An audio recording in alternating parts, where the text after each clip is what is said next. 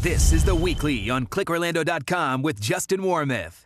Good morning, I'm Justin Warmoth. Anti-government protests have erupted in Cuba in the last week over the lack of access to food and basic medical supplies amid a rise in COVID cases. The bottom line, Cubans are tired of the hardships and want changes for the better.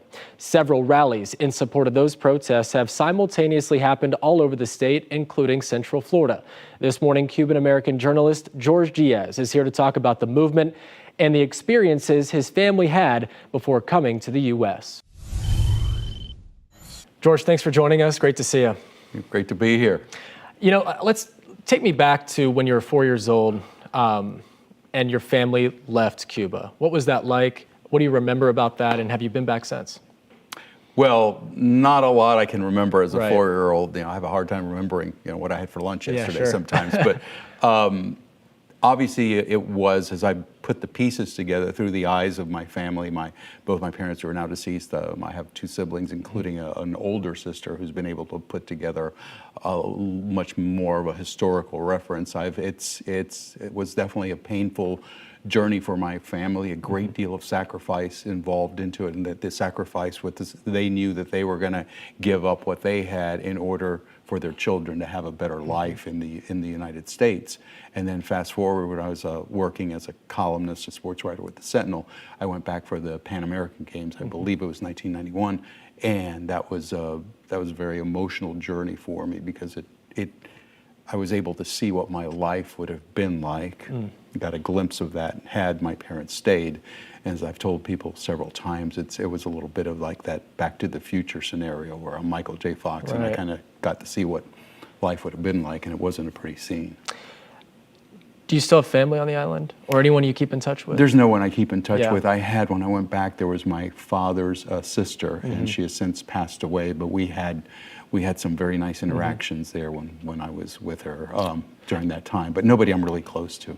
So from that time in 1991 to now, is it similar? Do you think, I know that you haven't been back, but just based on what you've seen and what you've been able to just gather over the years, was it similar then to what it is now, and what's changed if it hasn't? Well, there's been a lot of different incarnations instead of what's allowed and what's not allowed. But in terms of I believe that they allow some private entrepreneurial stuff going on, which had been clamped down for ages. But the bottom line, Justin, is that the one critical issue in this is there's no freedom. So you start with that. Well, you start with that premise, and that's the baseline of pain and suffering for the Cuban people since the early 60s. What was your reaction when you first saw the protests last week in Cuba?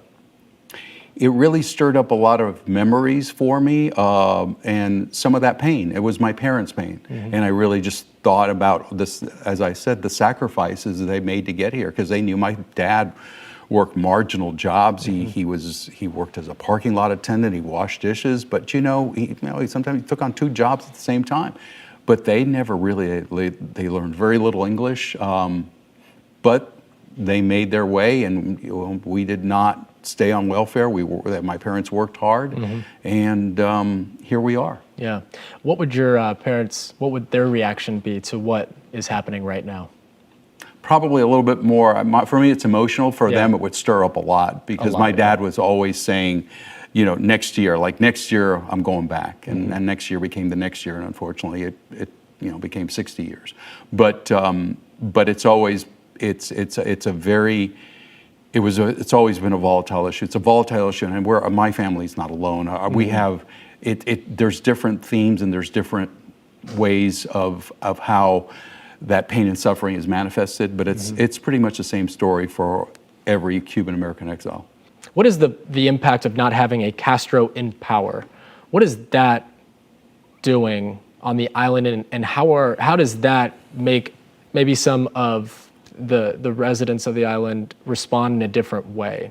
You know what I mean? Like, is that playing a role in this? I think so, to some extent, because I've gotten in trouble for saying this with some of the Cuban American faction that's very conservative, but Castro was a very charismatic guy. I mean, he could go on for filibuster for hours, just talk and talk, and he had this control over people. He made people believe in him. That's how he rose up to power and was able to overthrow Batista.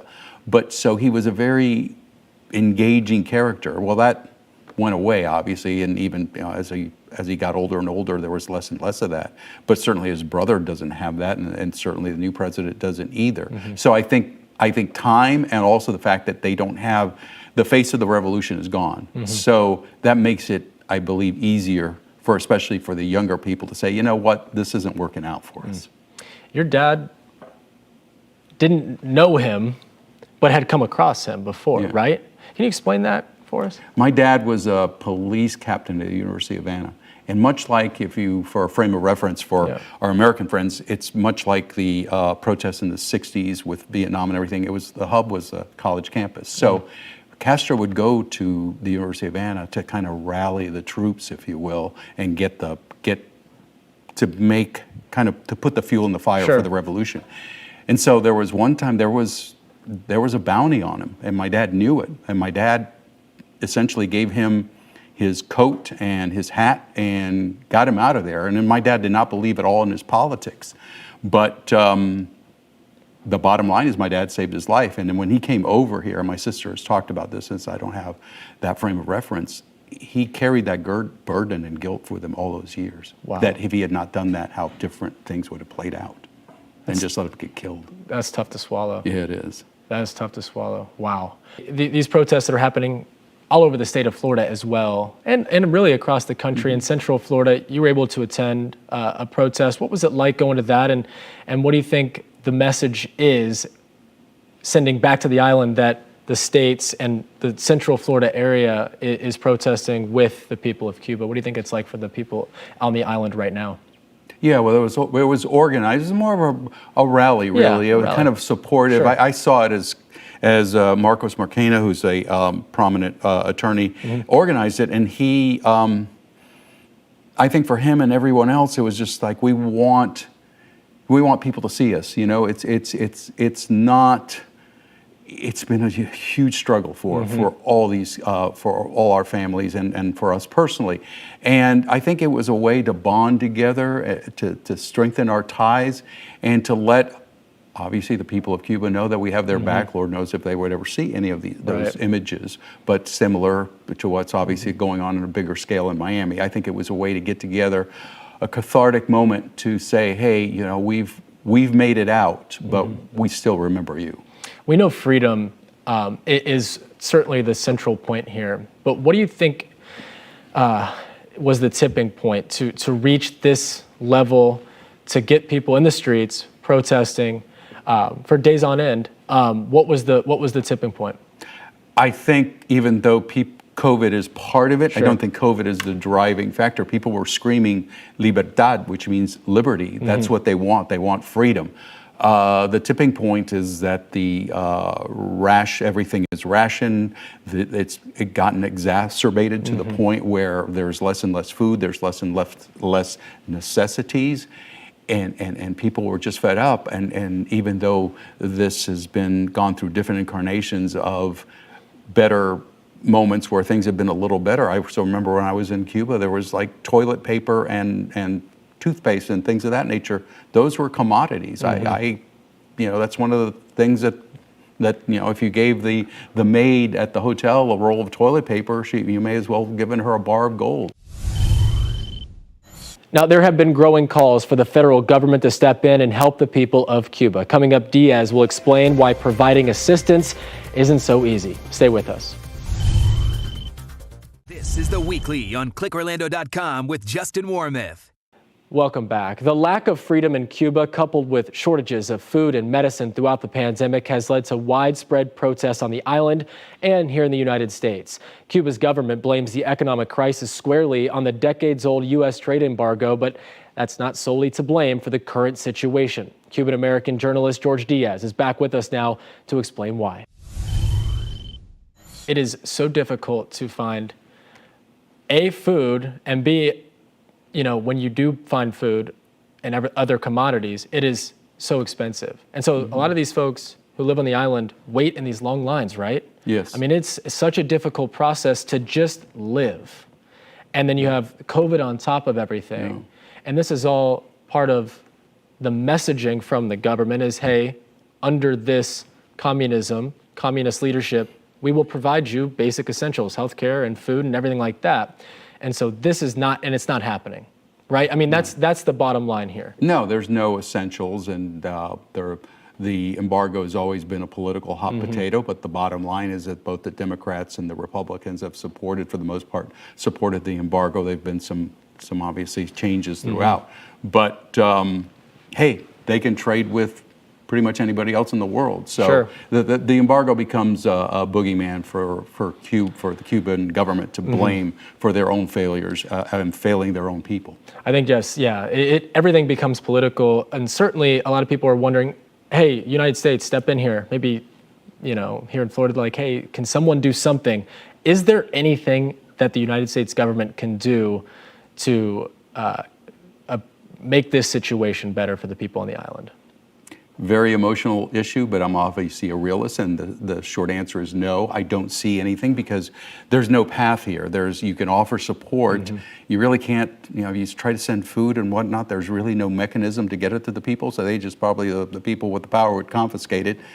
And let's be honest, we're not going to attack Cuba. The United States is not going to attack Cuba. So that's off the table. So I'm been resigned. I've thought about this for all this week, and I'm resigned to the fact that this, however emotionally charged this is going to be, I see very little movement happening in terms of anything of substance. It's going to have to keep happening from within. Were you surprised to hear Miguel Diaz-Canel, Cuba's president, admit to some of the mistakes and to understanding why the people of Cuba are protesting?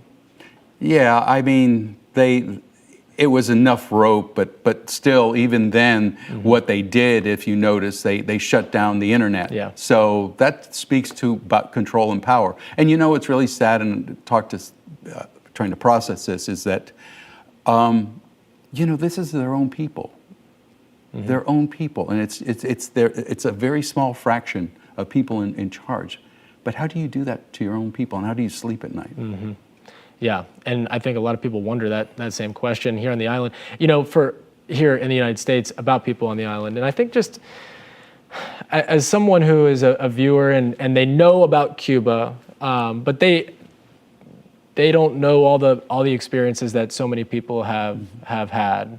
What do you think what's the takeaway for someone in Central Florida for what's happening right now? What do you think that takeaway should be? I think the takeaway should be to understand our story and understand our pain and understand our history. And no one is taken to the streets certainly to cause a commotion in the wrong way. It certainly is a way for us to be able to tell our story in the proper manner. And our story is really a very tragic one for all Cuban families. And that's what I hope that people who haven't lived the experience, because unless you live through something, you don't know. But maybe help them understand why we're here and why this is such an emotional hot point for the Cuban. Can you help us better understand the makeup of the island? And there are people who are pro-government and pro the regime, right? I mean, there are pockets, and probably a wide margin too. Like, what's the makeup like? Is it 50-50? Is it 40? I mean, it's hard to understand. I would be throwing darts in the air. So, but here's you talk about control. When I was there, and I assume they still have it, they have on every block you would see a sign in somebody's home that would say El Comité para la Defensa de la Revolución, which is a committee for the defense of the revolution. And to put it in simple terms that we can all understand, they're all snitches. So if you were to just say anything bad about the government, guess what? It might circle back to people in power, and you might end up in jail. That's how they work. I mean, they've arrested a bunch of people. Some people will disappear, never to be heard from again, and that's how they do things over there. There are no activists, no activism. There is activism, very much so. I mean, but there are people. The activists have been tortured. They've been killed. They've been put in jail. And it's just different factions. There's this one group, ladies in white. It's just they dress in white, and they've been very vocal. And some of them have suffered, consequences, including death. So that's how you keep power. over your own people, is that you put your thumb down. I think so many Americans too, and some people have been to Cuba when former President Obama lifted all that, and Americans were able to travel, and you saw rock groups go over there, and you saw cruises going through, and they got to experience Cuba at face value.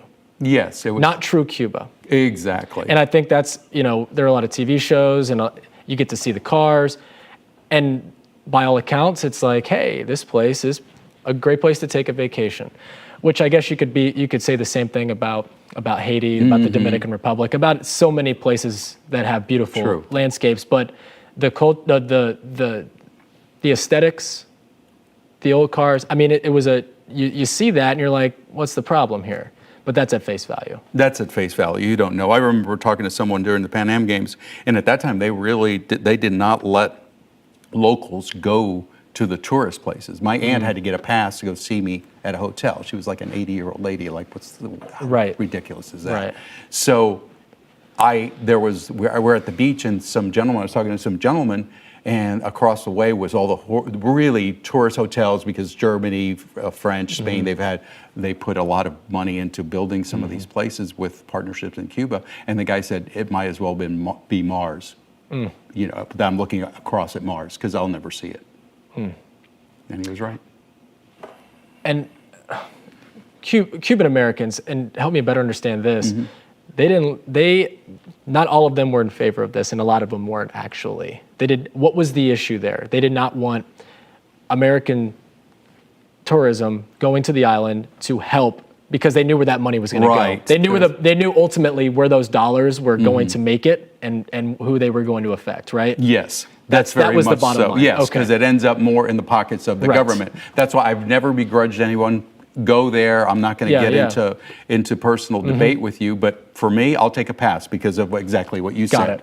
Got it. What do you expect the next few weeks, the next few months to look like? Because I know that there was a mass exodus in the 90s. Do you expect something similar to happen in the next few months, next year or so? That's a very good question. I really wish I had an answer. I mean, I think that what happens if people start coming over here, there's already immigration, as you well know, is a really volatile topic, subject, and it's very, regardless of whether you're Republican or Democrats, it's just a hard thing to wrap around. You've got human misery all over the world, and people are coming to the United States, want an opportunity in the United States. And so where do you draw the line? It's going to be, I would say, I'm not passing the buck, but it's beyond my pay grade to try to figure out exactly how those dynamics will play out if people start coming over here. And a big thank you to George Diaz for sharing his story and giving us some insight into the Cuban American experience. For the latest on the situation in Cuba and the rallies planned here in Central Florida, just head to clickorlando.com. I'm Justin Mormith. Hope you have a great Sunday.